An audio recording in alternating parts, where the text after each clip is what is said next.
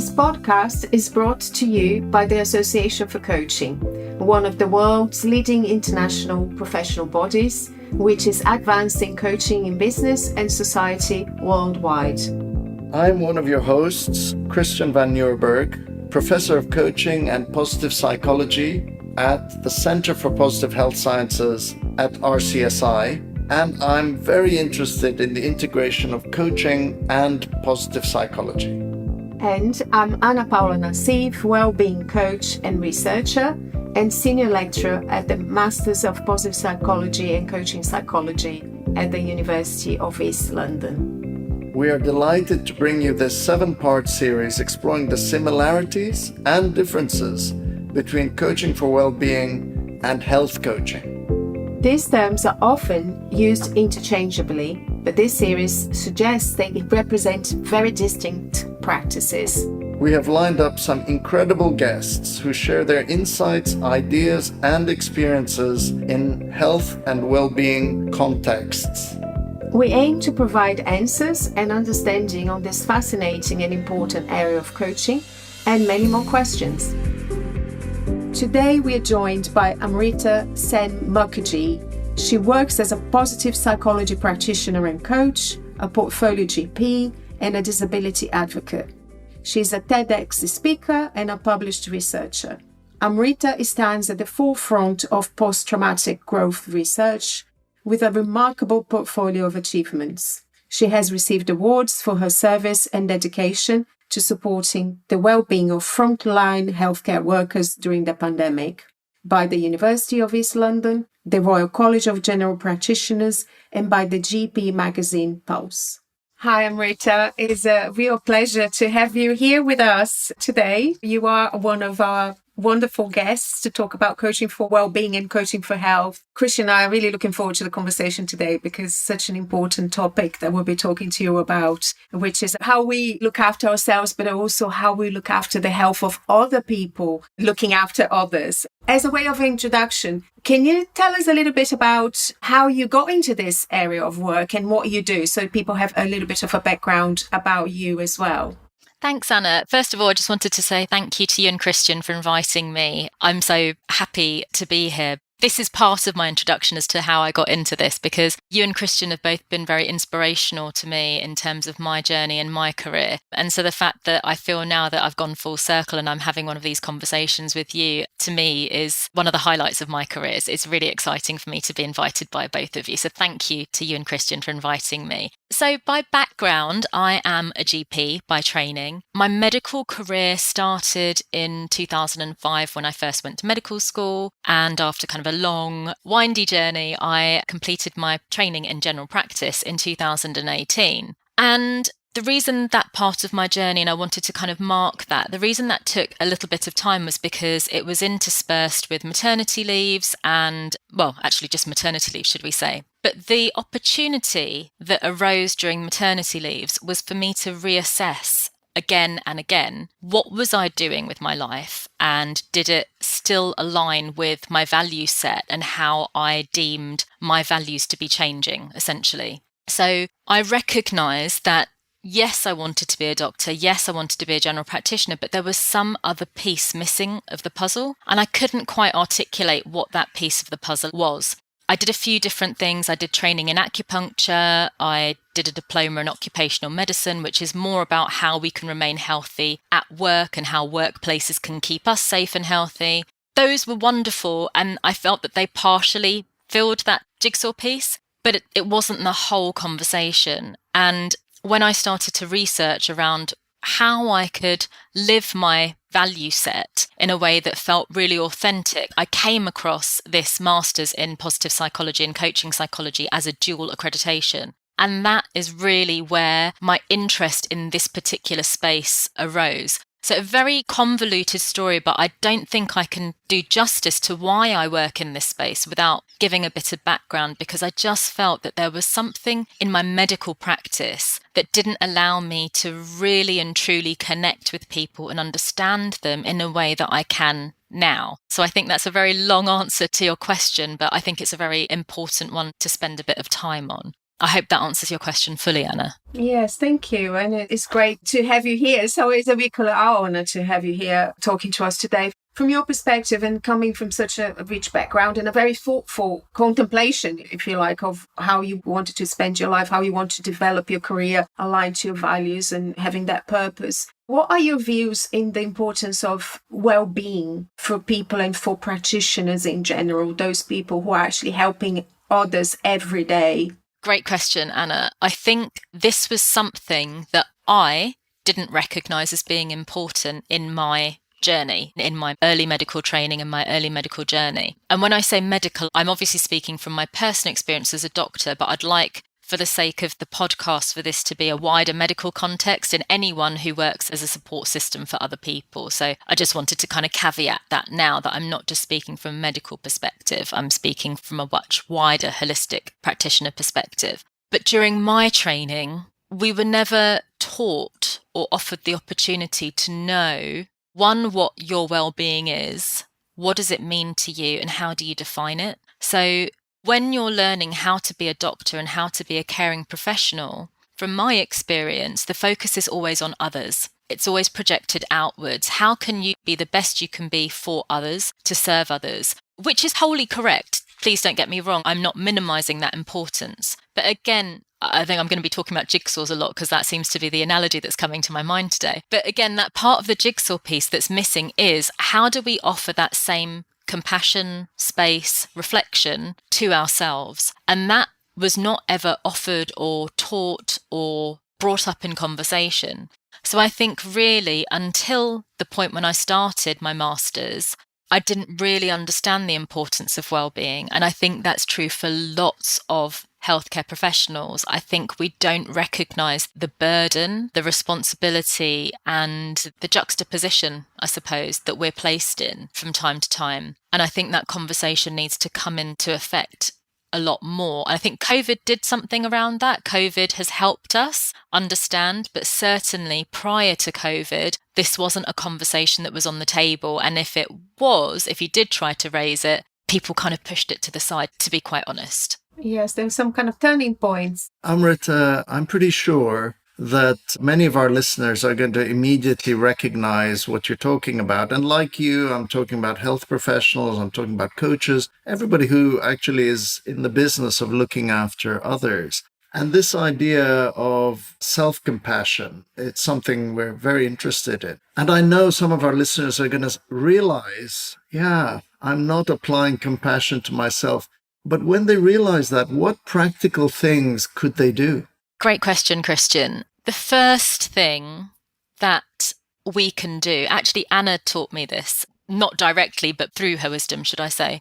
Developing that metacognitive process is so important. Again, as I was saying, that we're taught to look outwards, help outwards. We spend a lot of time developing relationships with those who are external to us, whether it be in our workplace, in our home, friendships. We want to make positive environments for ourselves. So we do spend a lot of time nurturing and cultivating and loving all of the things around us. But we don't do that with ourselves, like you were saying, in terms of self-compassion. And I think part of that is because we feel that spending time on ourselves might be selfish. We feel that spending time on ourselves might be wasted time. And we think that we know ourselves, actually. We think, well, I am me, so who knows me better than me? Because no one can know me better than me, because I am me. But actually, we don't spend enough time thinking about how am I thinking, why am I thinking, what drove me to that process, what are the contributing factors, how does my environment fit in? And so I have to thank Anna. This is a really great opportunity for me to offer my personal gratitude to Anna for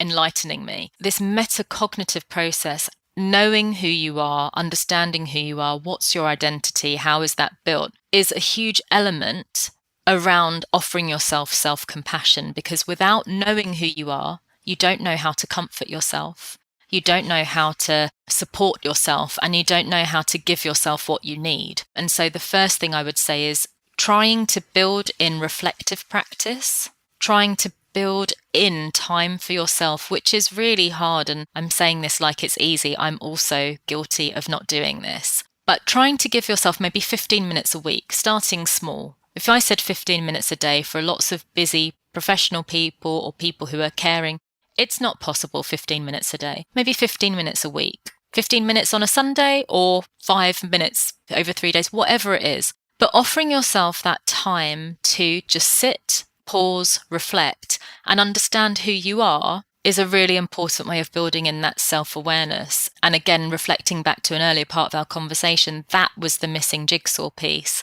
that I was trying to find. And that's why I do what I do now, actually, because I feel so enlightened and so much more at ease with myself that I want to share that with others. I don't want people to go through the hardships that maybe I went through, because actually the fix is quite simple when you know what it is.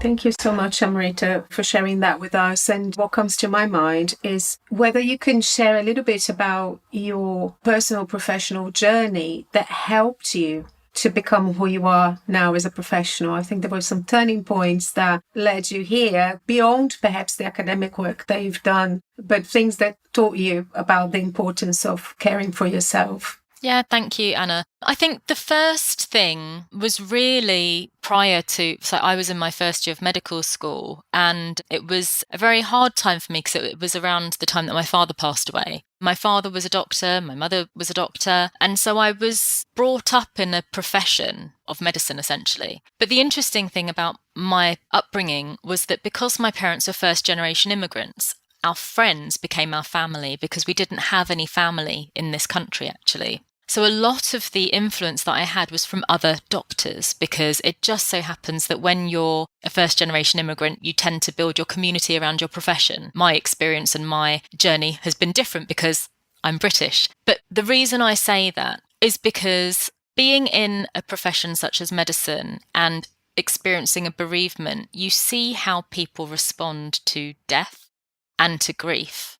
And it was so far removed from what my hopes were, and it was so far removed from what I understood to be compassionate, actually. And I wanted to know why. I was thinking, how are these people who are so close to us offering little compassion? How is this happening, and why is this happening? And so I think from that moment a seed was sown, Anna, because I didn't get from the medical community what I hoped I would get to support my mother and my sister and I through. Fast forward to around 2013, and I suffered ill health, should I say. So after the birth of my first child, I started to develop symptoms that were a little bit not incongruent with being a healthy new mum. And I went through a series of challenging interactions with colleagues around trying to find a diagnosis. And actually, I knew what was happening to me, but I wasn't being heard and I wasn't being listened to. And that was very challenging because as a doctor, as an educated woman, I was thinking, are we singing from a different hymn sheet here? Because where are we not aligning? I started to realise, Anna, putting all of these pieces together. And again, this is my journey. This isn't anyone else's journey. So I'm only speaking from my experience. But my understanding was there was a lack of being able to really put yourself in someone else's shoes and really think, how can I truly show empathy? Showing empathy for a fixed period of time is easy.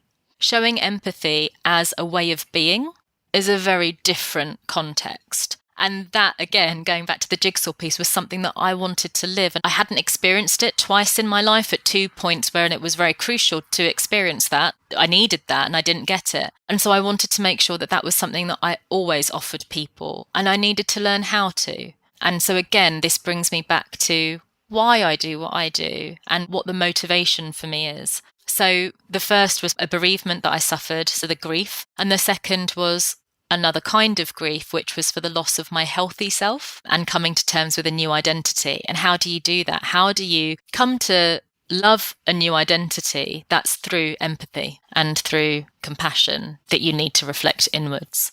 Thank you so much for sharing those really very personal stories of your life and experience. And I'm kind of reflecting the existential nature of the experiences that you describe and then the loss and the identity and looking for better relationships in general, right? You wanted to be heard and you wanted to feel empathy from others. And that kind of led you to do what you do. And that's why we're very grateful that you do what you do, because people need people like you to help and support them. In terms of developing the empathy and the real sense of being empathetic as a way of being, how important it is our own health and well-being in a way of enabling us to be able to do that? Oh, paramount. It's hugely important. We can't offer to others unless we are full ourselves. I'm going to use a graph in the sense of if you think of a positive X and a negative X axis. So the more to the right you go, the more positive you are. And so when you're in that zone, in that right-hand side zone,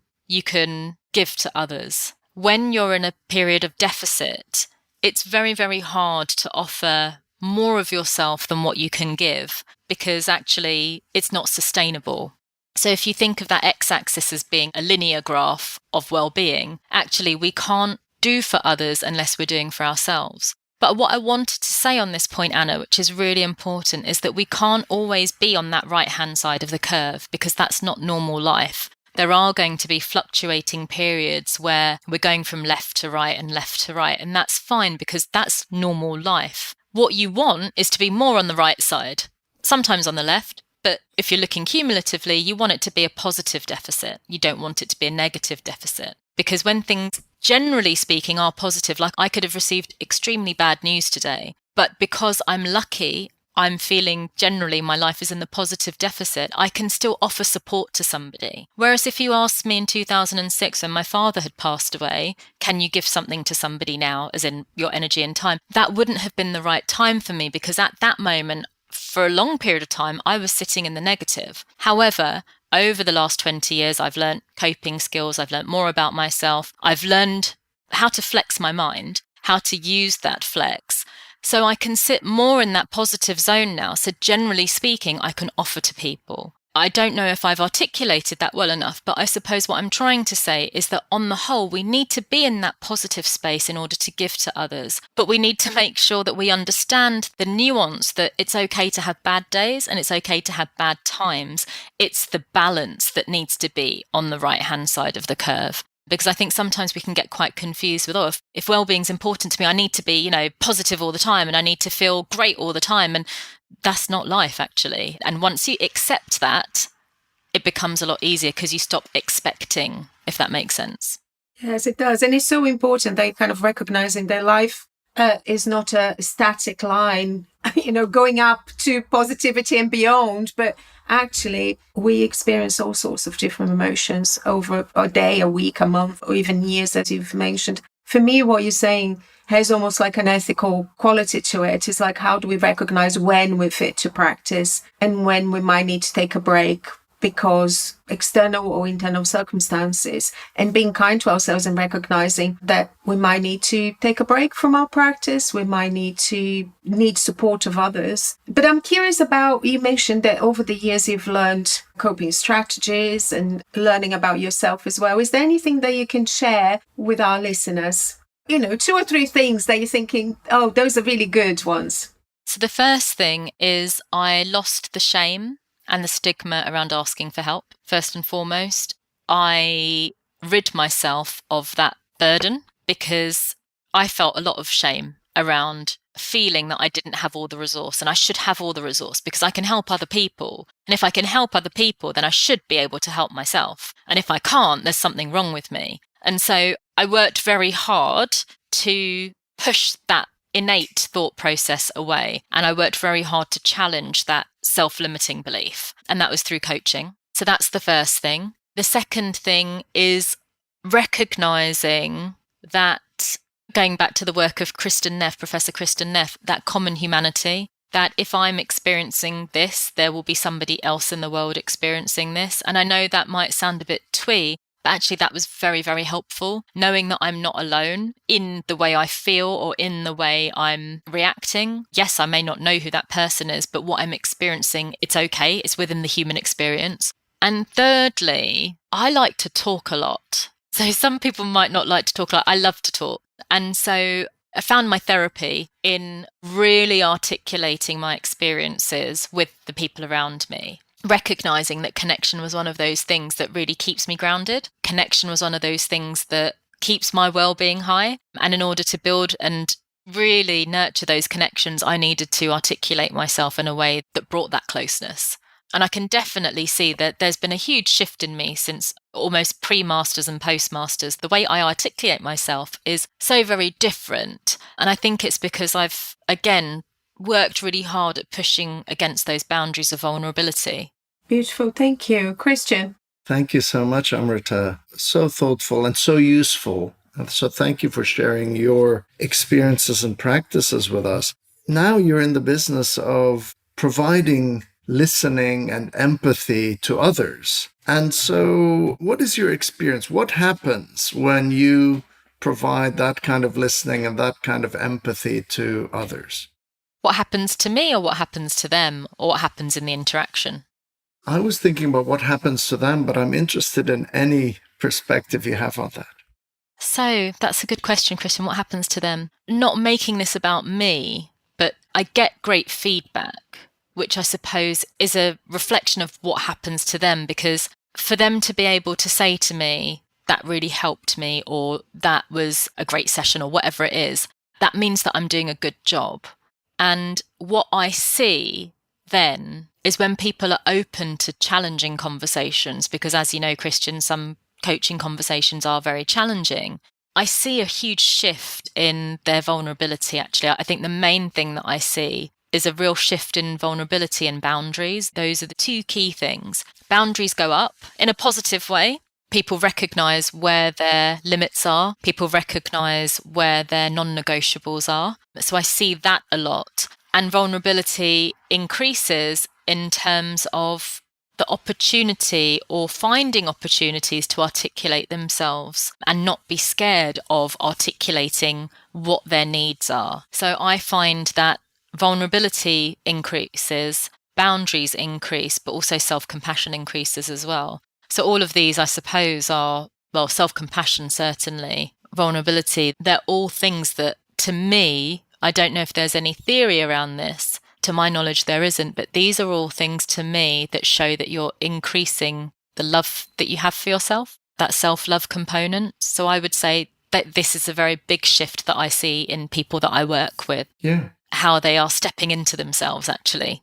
And yeah, isn't it beautiful that thanks to being listened to in a particular way and feeling that the person they're working with has empathy and compassion for them, how that facilitates that kind of conversation? Hugely. Yeah. And in terms of, you were saying what happens for you.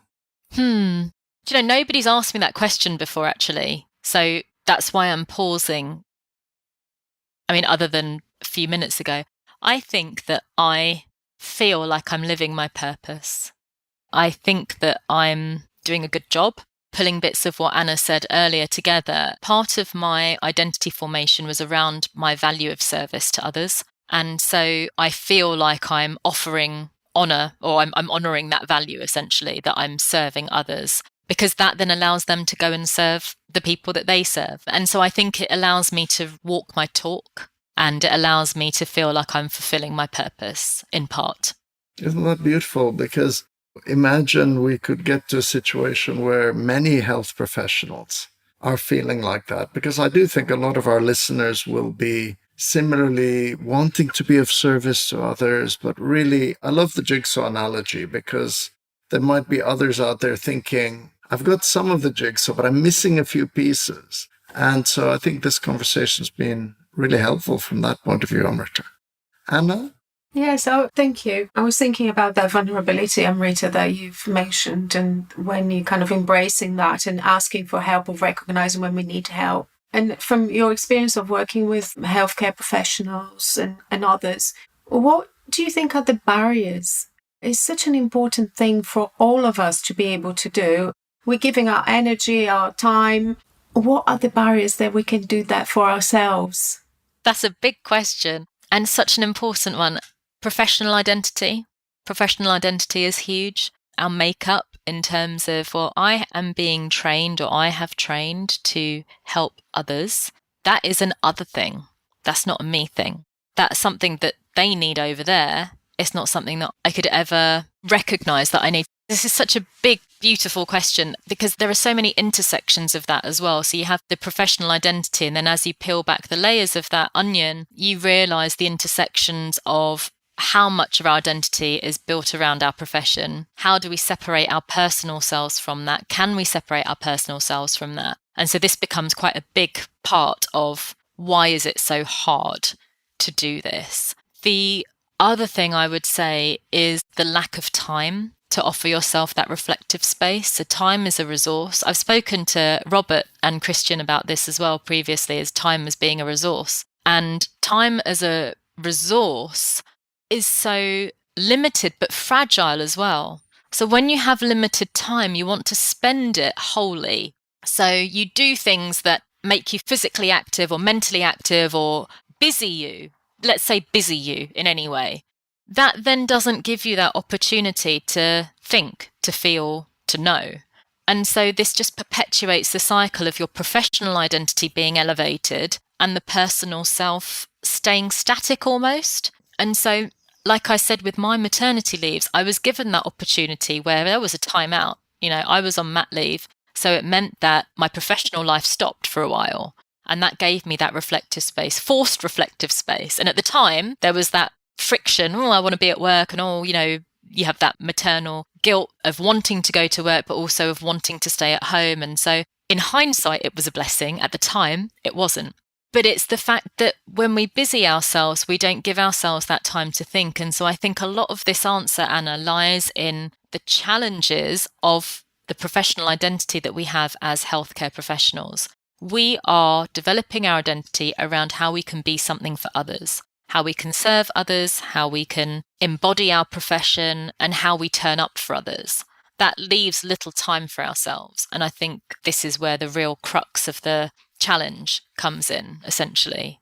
And also emotional literacy. People don't have these skills, not because they can't do it, because they're not that well known about. In our world, they are, because this is our bread and butter.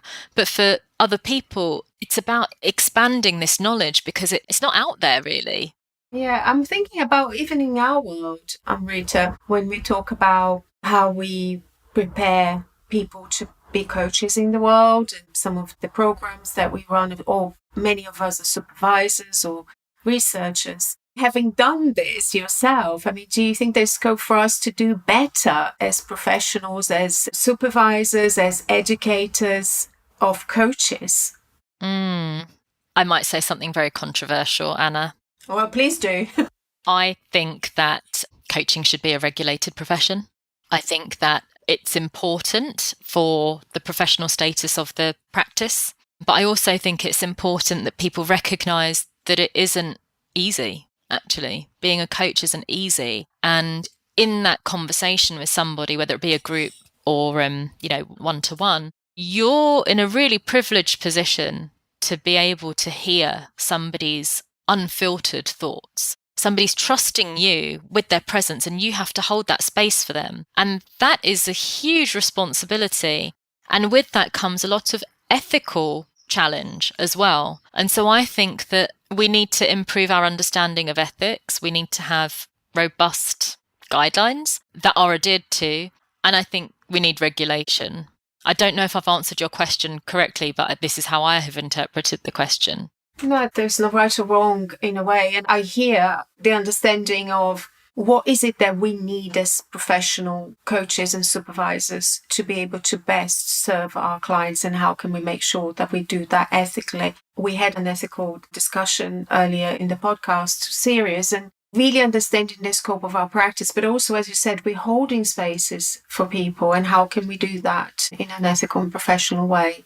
And I know you said it's controversial. It is, because it's something that it splits. It's almost like it creates a polarity within our profession, that some people go, yes, I'd love for this profession to be regulated, whilst others say, no, we shouldn't regulate. We keep on with the self-regulation, self-regulatory bodies, and people are doing their best. And because it's difficult and complex, I have to say I sit on the fence on this myself, because some days I do think that there could be benefits of regulation in terms of having training that's recognized across the board, and perhaps a little bit more minded in terms of the scope of practice, which we discussed earlier on as well, about having to have sometimes some specialist knowledge if you're working health for example. Yeah. And on the other hand, I can see the argument from people who come from different backgrounds, and how would you do that without penalizing people? So I do sit on the fence. Christian, where are you in that debate about regulate, not to regulate? That's the question. Well, trust Amrita to bring that into the conversation. No, but it's such an important question. I think, the field is at an important moment where, like you said, Amrita, the pandemic has also raised interest in this question and well-being. The way I'm seeing it is, if we're able to split it out into the positive health coaching, and Amrita, you're one of our visiting lecturers onto that program, so I know you're familiar with it. I do get a sense that the health coaching component would benefit greatly from regulation, from having board certification. That's for the professionals and for the clients, so that the clients can have confidence in the people they're working with. And then, like Anna, I'm quite thoughtful because across the board, we want coaches working on well-being in education and in all sorts of places. So that's where I am at the moment. I think we're where we need to be right now, because it's still emerging and we don't want to stifle anything. But I do think that once there's a strong drive to have health coaches throughout our systems, it seems to make sense to me that that part at least is regulated. Yeah, absolutely. When I say regulated, obviously there are different degrees of regulation. But you see, what I think is important is the transparency around what type of coach you are, what your experience is, and what your, for want of a better word, credentials are. Are you a coach who is like yourself, Anna, or Christian, who have so much research and experience and, well, I mean, you guys are so important and pivotal within this field that really you're leading the way? Or are you somebody who has got as much experience, but maybe in a different field, in which case it's just important to recognize who you're working with. I think that it's just important that people know who they're working with and what their, for want of a better word, because it's just not coming to my mind, is credibility is. Are you somebody who has worked in education? Are you somebody who's worked in health? Are you somebody who has worked in none of those things but are working as a life coach? It doesn't matter what you're doing, but it's about the transparency around what you're doing. I think that's probably better reflective of what I was trying to say. It's the transparency around who you're working with that I think is important. Yes, and I agree wholeheartedly with you. And I think definitely the questions that we have about coaching for health and coaching for well-being, positive health coaching, positive psychology coaching will be ongoing, is that understanding of the scope of practice that we all have, and then be able to articulate that to our clients, and what kind of training and background we have to do that work. And for people who wanted to do that, to recognize what kind of training they might need. And because the profession is totally unregulated, we do know that, unfortunately, the bar can be low. And I think that's what you say. We need to be transparent and serious about our training, about our ethics, and recognizing what we can and cannot do. Yeah, I think it's more about that. I'm coming from a very professional stance in the sense that I'm a GP. So everything that I have to do or everything that I say is I have to be, and I want to be, rightly so because of my ethical stance, completely transparent and above board. So I have a very different skew on my ethical compass. And that's not right. That's not wrong. It's just my view. And so it's just important to know that we all have our own perspectives on these things. But what I would say, mirroring what you've said, it's the transparency and the scope of practice and experience that I think is just important. Rather than it being regulated and you must have jumped through these hoops, it's just about being open about one's own professional journey.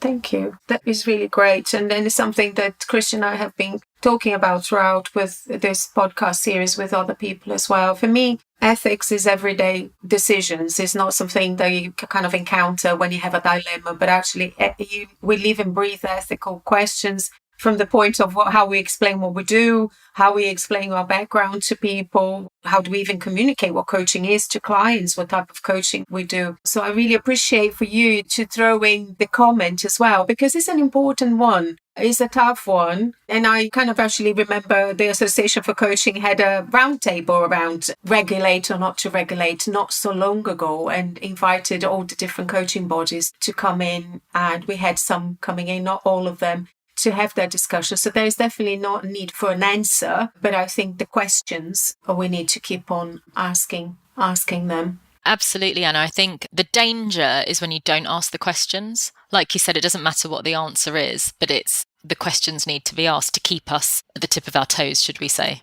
To keep us growing and learning, we need to keep asking the hard questions. Thank you. I think this is a great time to wrap up our episode, Amrita. Thank you so much for being here, for sharing so much of your personal experience as well. And it's been a real pleasure. Thank you. Thank you, Anna. And thank you, Christian. I always love speaking to the both of you. So it's an afternoon well spent for me. Thanks, Amrita. Thank you for listening to another podcast by the Association for Coaching. For over 20 years, our purpose has been to inspire and champion coaching excellence, advance the coaching profession, and make a sustainable difference to individuals, organizations, and society.